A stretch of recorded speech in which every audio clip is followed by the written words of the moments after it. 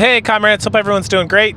I stumbled into my next book, which is I Would Rather Have a Cat Than a Harem, Life of Like a Villainous in an Otami Game. Yep, I found another one. So, oftentimes, I find myself in these situations where I'm reading stuff that is clearly targeted towards preteen girls, because I'm a pervert, obviously.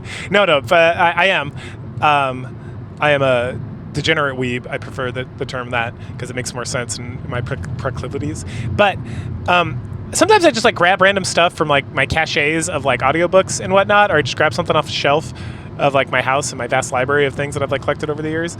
And then I stumble into like these kind of situations. It's like the anime thing. Like sometimes I'm just like, this looks funny, and then I watch it and I'm like, oh, that's funny. I watched an entire like anime that was totally targeted against an audience that's not me. So this is heavily the case here. And so I probably won't be talking too much. There's 2 books that I read. I'm not going to look for any others. I just had them and I'm like, fuck it, I'm here.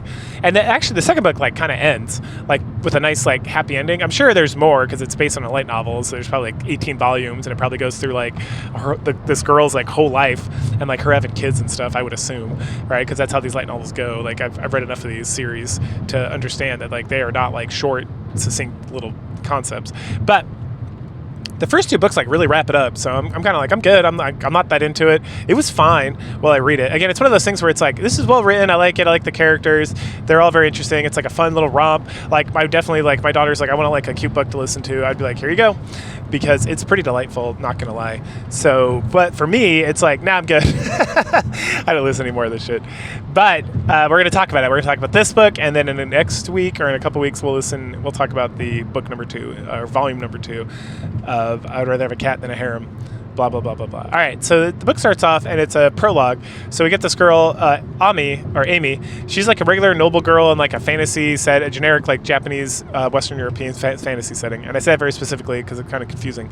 Because if you've played like a Japanese role-playing game, like almost 80% of them or more take place in like these, like it's like the Dragon Quest thing, right? Like so you have Japanese and a very Japanese sentimentality, and it's like completely different from like the West. But their Japanese role-playing games got heavily influenced by wizardry, which is influenced by like Dungeons and Dragons and stuff. Essentially, that's not like old direct. I'm not like a historian here, but that's the gist of the idea. So if you played like old school Dungeons and Dragons, pre like Pathfinder, breaking off and being the correct choice if you're going to keep playing that style of game, then you kind of know what like the setting is. It's like a Tolkien-esque, but like different. And then the Japanese have added their own flair to things when it comes to like monsters specifically. But it's one of those worlds. Like it's a very typical like Japanese fantasy, quote unquote, Western fantasy world. And so she's a noble there. Life's good. And then one day, like her father comes in and she announces that she's to be the suitor to like the 3rd prince, and because of like kingdoms and stuff. So the first prince is the crown royal. The second prince is going to go off and be like a duke or something. So the 3rd prince, they're just trying to figure out what the fuck to do with him, because now they have 3 people who could possibly take the throne. And so they got to like make sure he doesn't like try to do that, because it can cause like a succession crisis, because then some of the nobles might want to go in on that. Part of the reason why this is explained later in the book. I don't know if I put it in my notes even, but just as a side note, this is important because generally there's not like absolute monarchs, and there haven't been in a lot of like Western countries for like thousands of years. Like I was listening to the Romanian guy. He was talking about absolute monarchies, and like really there's just like North Korea, right? Because even monarchies that exist like in Jordan, Malta, I think Malta has a king, and a few other countries that like claim to have monarchies, or England, it's like they have like constitutional monarchies, right? Which are a totally different matter, because you have like noble houses, or you have oligarchies, or you have like other people who can have like a say. While like in North Korea it is like Kim Jong-il or his sister, like his family that rules. And so this is not like an absolute monarchy. So it's like that's how succession crises can occur. And that's why a lot of like my ancestors, like you would like take care of the elder, like if there were other sons that were like a little uppity, you would like take care of that problem like real quick and then move on with your day, right? So you didn't have like these bizarre like succession crises later on. Anyway, so apparently the 3rd son needs to be betrothed, and so they're all the women who are like in the area that are like of the age, and the age to be like betrothed is like anywhere. I think Amy starts off at age 9 here, so it's anywhere between like 9 and like 13 or something, and I think the prince himself is like 11 at this juncture. So we see him. He's very handsome. He's very pretty. And then Amy's like, wait, I recognize that guy. I've never seen him out. And then she passes out. And then she wakes up and she realizes that dun dun dun, she's been isekai'd into this world, and that she was originally like, I think like a 20-year-old Japanese girl. who had like no romantic prospects and was just kind of going to school and doing her thing. And so at this point, she's like freaking out because this whole world, like, and the prince and everything reminds her of this Otami game that she was playing before, obviously. And then she talks about how like the whole genre of like being a villain, being isekai'd into a world and becoming a villainess in an Otami game became like a very popular thing. And it's a very meta commentary because that's true in like anime and like light novels and manga and stuff. Like it's a very popular like subgenre of like the isekai thing with women, because it's like, oh, I gotta wake up and be a princess. That sounds amazing. Just like with men, it's like, I gotta wake up and be a badass fighter. This is amazing too. So, and it's very targeted towards like that kind of crowd, that kind of like Twilight crowd, if you will, in Japan, and it's pretty big. So she's freaking out, and so then her mom comes to comfort her, and they're talking about stuff, and then at some point Amy like slips and mentions video games, and then her mother reveals that dun dun dun, she was also isekai'd here as and that she is literally her mother from like the previous world of Japan.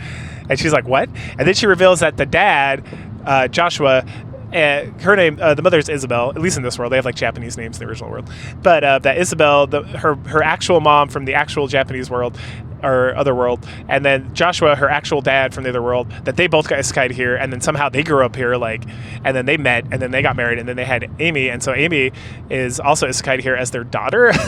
Like, it's like so crazy.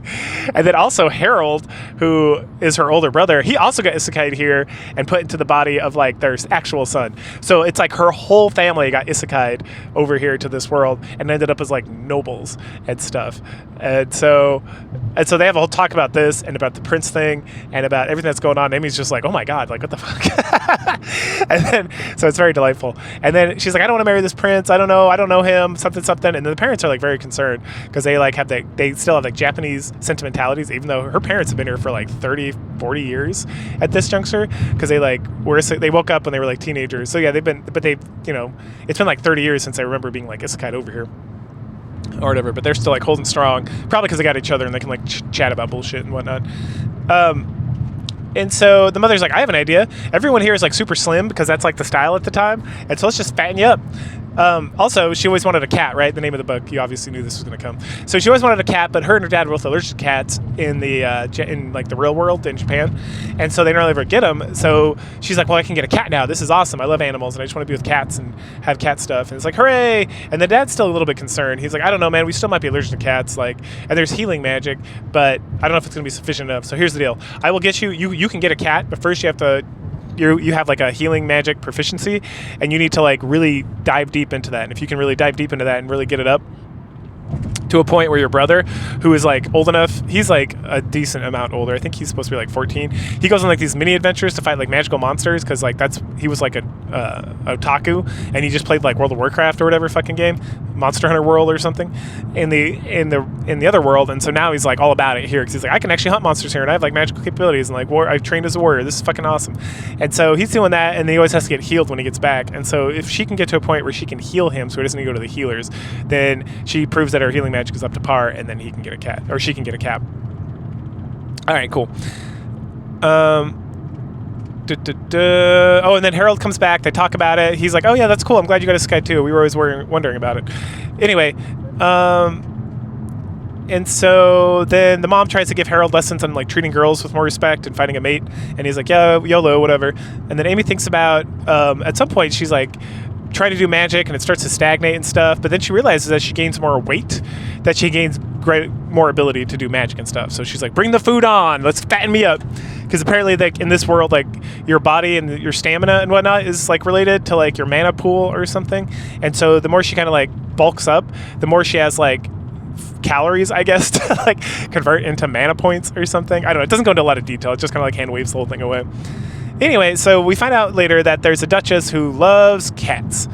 And she's also a little bit rotund, just like Amy. So Amy visits her, and they like fall instantly in like super friendship mode, hit it off immediately, and they talk about cats, and they hang out with cats, and they talk about all the skinny bitches and how they laugh at them and stuff. It's pretty good, not gonna lie. And then Amy fights this tiger, or this giant cat with like long fur called Tigger, who's just like this big fat thing, and her and Tigger like fall in love. not in like sexual love, but they're just like, oh, I love this cat and this cat loves me. And the Duchess is impressed because no one's ever like tied in with Tigger. So she plays with Tigger a lot and keeps coming over. And then at some point it gets mentioned that the cat recognizes, like Tigger recognizes that Amy has strong magical healing capabilities because cats can sense that kind of shit, I guess. And then at some point, while she's like doing this cat stuff and like trying to build her magic powers up so she can bring the cat home and all this stuff, she runs into the son of the Duchess named Alex. He makes fun of her for being like fat and stuff. And then Amy goes on a rant about how much she loves Tigger and all this stuff. And then the boy at some point thinks he's talking about her, or she's talking about him, and he gets super embarrassed and stuff. And then he recognizes that he does have some feelings for her, even though she's plump, but she's plump and cute in some way, and that he likes her like sass attitude or like her like wholesomeness or something. And the butler's like, I like her very much. She's very fantastic. Amy's the best. And then later on, oh yeah. But not with Amy. She's supposed to. Oh, okay. So we find out that Alex is also here because he's Edward's age. Edward is the third prince, and that he's got some interviews for being betrothed as well. And so when he finds out that Amy is being betrothed to, because at first he thinks Amy's there for him, and he's like, oh, I might be down with this. And then he finds out Amy's actually going to the betrothal like announcement ceremony or whatever with Edward, who's like his best friend forever. He's like, oh, that's too bad. Oh well. So Amy and her mother go to the castle to meet with the prince, and there's a whole bunch of like skinny bitches there and a whole bunch of tea and cake and stuff, and all the women are just like not touching it because they gotta, maintain like their skinny bitchness or whatever. But Amy and her mom are just like YOLO, so they're just like eating shit and not giving a fuck and just having a great time. And there was a whole, we get a whole backstory where it's like, this whole thing was secret, I guess, because they were going to be like, oh, the queen wants to meet with some of you guys, but then in reality, the queen's not going to show the fuck up. It's just going to be Edward, and then everyone's going to be able to have interviews with him, and then he's going to decide who he wants to be a candidate still or whatnot. So at this point, her and her mom talk about Alex, talk about Tigger, who's now living with them. I guess everything got approved. She was able to heal the brother. The brother's off doing adventuring shit. And that she gets concerned about developing a relationship at this age because she's very young. But then Edward rolls up, and he immediately comes to talk to her. They talk about Harold. They talk about animals. Apparently, he's got a dog that died that he's super sad about. They got horses and stuff, and they lose track of time for a little bit because they're just talking about animals and having a great time. And then eventually Edward's, the butler, is like, hey, you got to talk to their ladies, bro. And he's like, oh yeah, sorry, I'll talk to you later. And so she goes home and she's chatting with Tigger about everything. And she's like, oh, he was so easy to talk to. He was a lot less crazy than I thought it was going to be. And it wasn't bad at all. And so it's hard to dislike him and not want to be his friend at least. And also he had sad eyes for some reason. Despite he's only 13, he seemed like he was much older for his age. I was just thinking about all this. Her mother comes in and she's like, hey, we got to measure for a riding outfit. And she's like, what? And it's like, you promised the prince you're going to go riding with him. And she's like, oh, I did? I thought we were just talking about horses and shit. And it's like, no, you got to do this. Come on, we got to do this. And you're like a chunky mungus, so we got to figure this out. And she's like, oh, man. Anyway, so this book introduces intermissions. So oftentimes, on occasion, there'll be these intermissions, and sometimes there'll be multiple intermissions where you get other points of view characters, so we go in the past, or we get other things going on between the chapters. And so at this point we hit our first intermission, and so I'm not going to necessarily, we're already on chapter 4. I'm not going to identify that so much because the story just kind of flows.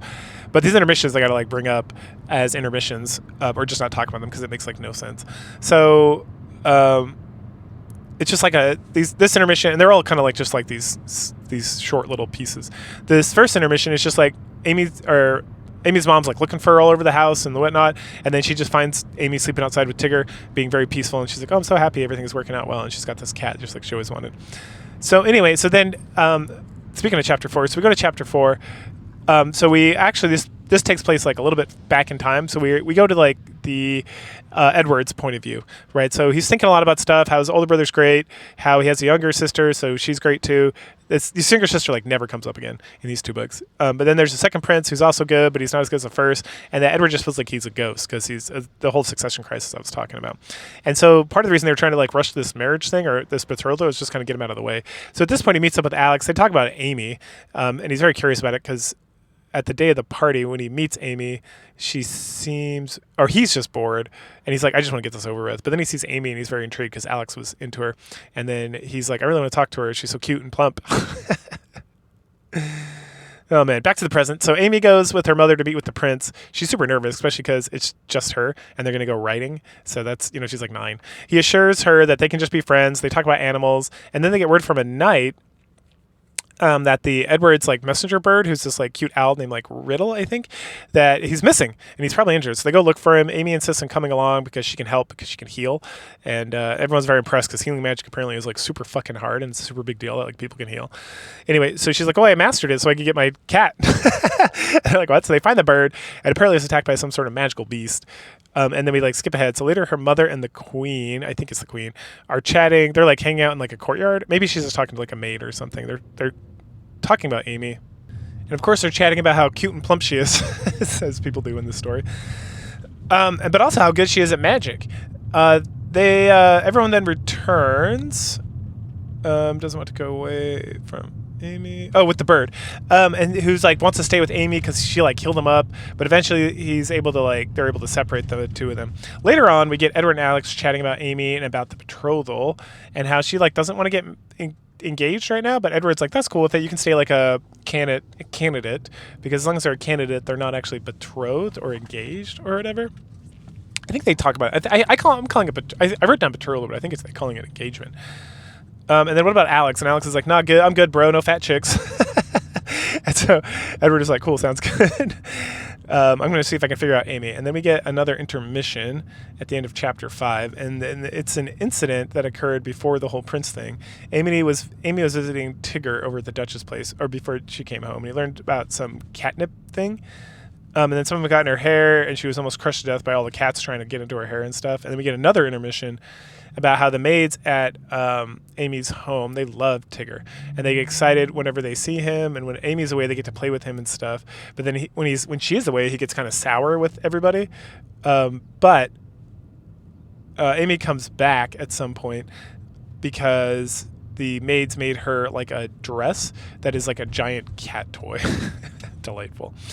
All right, back to the present. So then Amy's mother has gotten really into fashion since she reincarnated, I guess. And she gets Amy like new dresses all the time, and she's like growing, and she's, she does all this stuff not to make her look slimmer, but to make her look really cute. And she loves how cute she is. And she always talks about how cute and plump she is. And then the prince gets her like a dress, and it makes her look very pretty, and she feels very pretty in it and everything. And it's all in thanks of the bird, Riddle. So at this point, they want to do a test flight to see if he can still do his thing or if he needs to be like put out to pasture or whatever. So they do it, and it's to fly to like Amy's family's estate and then fly back, and he's able to do it, and then that's awesome. And the prince is like, "Cool, now that Riddle knows where you're at, he can like fly back and forth and deliver letters. So this is going to be awesome because we're friends and stuff, right?" And then we find out that the prince can also take Riddle to the schoolhouse, and that he'll be able to send her letters while they're there because he won't be able to hang out as much because the schoolhouse for all the nobles is like somewhere else. And then Amy's like super flustered, but she's like, "Yeah, as long as we're just friends, that's totally cool. I love that. I like being friends with you." And then she gets like more concerned about being a villainess. This comes up periodically, but doesn't ever go anywhere. Another intermission. Previously, Riddle was brought to Amy's manor to get set up for the test flight from the previous chapter, and Riddle and Tiger apparently get along very well. All right, back to the present. So Amy is on vacation with her mother at her grandfather's place, and he's the lord of some coastal region. So it's like beach trip, and her grandfather is like this rugged pirate guy who's like very good at war and has like destroyed things, and he has like one of the biggest armies in like the whole kingdom or whatever. But when it comes to AB, he completely becomes like a cute, it's like, "Oh, super cute. I love my granddaughter, blah, blah, blah, blah, blah." And we find out that her and Edward have been like sending messages back and forth, and that she learns that some of the people from his school are coming out to train or do some sort of like training vacation thing or something. But that includes Harold, so she's excited because she gets to see him. But she's kind of worried. And then she becomes like very concerned when she sees like this pink-haired girl, because the pink-haired girl looks like she would be a heroine from an Otame game, and then she has like a little breakdown and everything because she doesn't want to die. She doesn't want to be the villainess or anything. And that she decides that she's going to love her life. After having like a breakdown and thinking about it, she decides she's just going to like live her life for her, love the best that she can, and like kind of whatever happens, and she's going to try not to worry about it so much. And then Tigger like comforts her this whole time, and then they play and practice magic for a bit. And then at some point it's like, "Oh, there's a kraken. Oh, there's a kraken. Awesome." And so the students and Amy's grandfather are going to go hunt it, right? Which is like, they're like on a hunting vacation or like whatever. And Harold's like there, so he loves killing magical beasts, which is one of them. And then Harold has these friends. I can't remember what they're called, but they're the twins, so I'm just going to call them the twins because they kind of hang out here and there. And so they're ready for it. And then Amy's like watching the whole event with some fancy binoculars her dad made. And he can make them with these sea monster eyes. And he's also trying to make a camera for the family, right? And he's made some other inventions that help people like communicate and stuff. Like he's able to create like He was like an engineer when he was in Japan, so he's used a lot of that combined with some magic capabilities to create like magical items that have like helped the kingdom a lot. So he has a lot of even though he's like a low-ranking noble, like a marquis or something, or a bear. I can't remember exactly what they're. But he's not very high up. But because he of the magical inventions, like his family's got a lot of prestige, and then Harold's like starting to gain some renown, and then Amy obviously has the eye of Edward, so like the whole family's going to kind of lift it up through like the family's just charisma and charm. At this point, we get like a list of like the different sea monsters. There's like bad sea monsters that are like very intense. Krakens are kind of like low end on the sea monster train or whatever. Let's see. Their teacher shows up to help Harold, gives him like a water breathing capability so he can go down and kill the Kraken. Amy just watches. At some point, there's a fishing boat that wasn't able to escape, so her grandfather's men go and rescue it. And on that boat is the pink-haired girl that Amy saw earlier. Oh no, she gets more nervous about it. They got a jellyfish caught in the rudder or something, so they couldn't escape. Afterwards, Amy's looking at the Kraken. It's huge, but you can't eat it, unfortunately. And we find out that the Kraken is only like medium size. It's not even like a big Kraken, so. And then her mother's like used to it because these water like magical beasts like showed up all the time when she was growing up. Another intermission, Edward gets a letter from Amy about the whole event that just occurred, so okay. And then another intermission going back in the past. We see it's about how Amy's parent, like Joshua and Isabel, met, and so Amy's dad was in that little kingdom, like chilling, and then he like is thinking about he like has already been realized he's a human, and then he sees like Isabel, and he recognizes her as like his actual wife from like the Japanese world, and so he rushes up, and they're super excited, and because they both been isekai'd and they thought they were here alone and that they were just like starting new lives, and so now they get to see it. It is like super exciting, and then they're able to like somehow convince because like Isabel's like a higher rank than he is, but he's able to like I think he duels. We find out later that he duels Isabel's dad and wins the right to like marry her. And then we find out this is like a story that Isabel's telling like the kids. Okay, so then later on. Harold and his friends, along with Amy, are given some magic tasks. They got to like float a leaf very gently, and Harold's absolutely terrible at it. Amy, of course, is great at it. They chat a bit. Amy mentions that she is way ahead of him in terms of magical control, and the master makes it harder since they're so chatty. So then they break away, chat about the jellyfish and the Kraken. The twins tease Harold about Mary. Mary's the girl, the heroine chick, the chick with pink hair, and how they were flirting. And he mentions that she's Amy's age. So Amy gets concerned again, of course, and they do a bunch more magical practice. She forgets about that. Elsewhere, Edward is reading a letter from Amy on how they learning about magical tools, and then he's going to learn about magical tools from Amy's father, from Joshua. So Joshua notices that Edward is way different from his brothers, and he's like, "Hey, you sure about me doing this stuff? I'm just some like jabroni." And he's like, "Yeah." And so then they talk about marrying, and he's like, "She will not. There's no engagement till 18, and no marriage till 8 or 20 or something like that." And that's because to Joshua, it's like that's normal for like Japan, even though he's been here for like ever. He's still kind of stuck on that whole thing, and it's his little girl, or not, because people here will get married at like 15. He doesn't tell Edward any of this stuff, though. Edward agrees to the whole thing. He's like, "That's fine. I like Amy a lot, so I only like Amy, and she's the only engagement candidate or whatever, so that's fine." And he's the only girl I talked to, and the father's like, cool. So then he sends a letter to Amy saying that Edward passed, and she's like, I don't know what that means. She thinks it's about him passing his work as like being his apprentice, but he's talking about marriage. We get several more letters going back and forth about stuff. It seems like they're just hanging out in the grandpa, and then like some time goes by. Like it seems like several years go by. They're like hanging out with the grandpa. They're going back. And eventually, at some point, it mentions that Amy's like 14 and that she's grown up a bit. She's filled out more, like her breasts and ass, of course. But then, like, she's gotten a little skinnier, but she's still a little plump. Like, she's not totally skinny. So, it's for all you guys out there who like that kind of thing. Here you go, or gals. And then Harold too, that he's finally graduated and he's moved on to like he has a hunting party with his twin friends. And we found out that Amy's headed over to the Magic Academy. And they're having a big going away party. Amy leaves early from the party to be with Tigger and hang out with her. Thinks about helping out the cats at the Duchess' place, and she's going to miss doing that. And also about how she wants to be like a veterinarian, essentially, and that she wants to heal them and work with animals for the rest of her life. The next intermission, we get a tale of the dad visiting the mom for sex. And then afterwards, they talk about Edward and Amy and everything that's going on there. And then we find out that Edward had sent the father some serpent eyes, so that he can work on his camera. He doesn't know about the camera thing, but that he's going to use them for the camera. So the time skip into the school situation with Amy starting. She immediately makes some new friends who also love cats. We get a whole story about how like people didn't like her at first because she's like Prince Edward's fiance, essentially, or fiance candidate, I should say. And she's also plump and gives like no fucks or whatever. But then as people get to know her, they end up loving her, and we get this whole story about this noble woman named Leticia who was like that. She's like really didn't like Amy, but then after she met her at like the cat cafe, because she also got a cat from like her fiance, who's the Prince Jalil of like another kingdom called like Baku, which seems to be kind of like a Persian, Indian, Arab kind of nation or whatever, and that she also loves cats or whatever. And then there's Rosalind, who she also met. Her family is like nobles, but they're from like a farming community or something like that. Like they're very into like the farm life and whatnot. And she also is a cat, and so they're best friends forever. So all the girls are having like tea and shit, and, and there's just like girls everywhere, all over the place. At some point, the Leticia, Rosalind, and Amy are all having tea together when Leticia's fiance shows up, and he's like super handsome. He's also from the Otami game. He tries to feed Letty, which is what he calls Leticia's, some tarts, which makes her super uncomfortable. So Amy feeds Rosalind some tarts, and then Alex shows up, and now he's 18. Now he's like super fucking handsome. And then he tells Jalil to cut it out and leave the girls alone.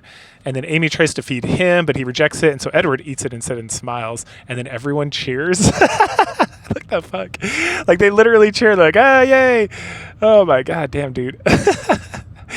Anyway, Amy thinks it's about time to talk to Edward about the relationship, and then that ends chapter 10, which leads us into the intermission, where it's just like gardeners chatting about shit that's going on in like Amy's life. Anyway, so chapter 11 picks up. Everyone continues to like hang out. Rosalind talks about how she has a recital, but that the partner she was going to play with got sick, or no, they got called back to like their family estate because like grandma died or something. And so someone mentions like Alex is an excellent pianist. I think Rosalind plays violin, if I remember correctly. And so he can join. He's like, yeah, for shizzle, let's do it. And she's super blushy about it because that means they're going to spend a lot of time together, and he's super handsome and whatnot. And then meanwhile, Jalil kisses Leticia on the cheek, which causes her to blush. And then Edward continues to feed Amy, so she blushes. And then, Jesus Christ, what am I reading? Anyway, we learn that Harold, his adventuring party, has been having a hard time finding a healer, or no, not a healer, a supporter, because it's him and the twins. And also that Amy, and then we get this whole thing where it's like Amy is like the best healer in the country, because like some knight in her, like when she was out staying with her grandfather, one of his knights got like injured, I think, and then she healed him, and he was like, I feel great. Because I guess normally when you heal, you take like the life force of the individual and use it to like help expedite their healing process, and so they're usually pretty tuckered out, or they feel like shit even though they're like going to be okay. But with Amy, when she heals, people just feel like fucking awesome. Like there's no side effects. And so they talk about that. And then we get, I think this is where we learn about like protectors or protectorates or something. They're like super fancy healers that are like the best in all the land. And they are like held in higher regard than like the king, the royal family, but that they are given like a gilded cage because they can't like go anywhere or do anything. They're like super protected and whatnot. But, you know, so her grandfather and this knight are going to, like, keep it on the mums, because Amy doesn't realize this at all. And then we learn that Leticia's family is somehow related to Alex's family, and this is how they met. So we get a little story about how Leticia first met Amy, because she came to, like, the Duchess's home to, like, do something, and then, like, the cats and the cat sanctuary and all that business. Like I said, she didn't like Amy at first, but then she saw her like passing out from healing people too much, and she like changed her mind and was like, that's pretty good. Jalil and Edward talk about the cats and her healing and all that stuff. And he talks, and then Jalil and Edward like are off doing their own thing at this point. And then he mentions, and how Edward is in love with Amy. And then Jalil is like, he's one of those guys. So one of quote unquote those guys. So he wants to compete so he can get married first, to see if Edward can get Amy to marry him, or Leticia will marry Jalil first. And then we get that, and that's like the end of the book. And then we get a bunch of like intermissions and side stories. So we get, the first intermission is we go back and review how Leticia got a cat from Jalal. And then we get like his International Cat Day, where Alex and Edward are asked to dress up like cats. And so is Amy, and Amy's like super cute, obviously. And so then they like paint her as dressed up like a cat, but they don't tell her. It's like a dark secret that comes up in the second book. And then there's like a side story where Amy goes to have a tea party with Edward and talks about his dead dog and stuff. And then he thinks about how like one of the reasons he fell in love with Amy in the first place was because she talked about animals the way she talks about and like really cared for him and was sad that he lost his dog. Yep. So there you go. That is, God, what's the name of this goddamn book? It's I would rather have a cat than a harem being a villainess in like an Otami game or something. Anyway, join me again in a week or two for the second book in this series and the last book I will review. But go ahead, like, share, subscribe, comment, and I will catch you guys later. Bye.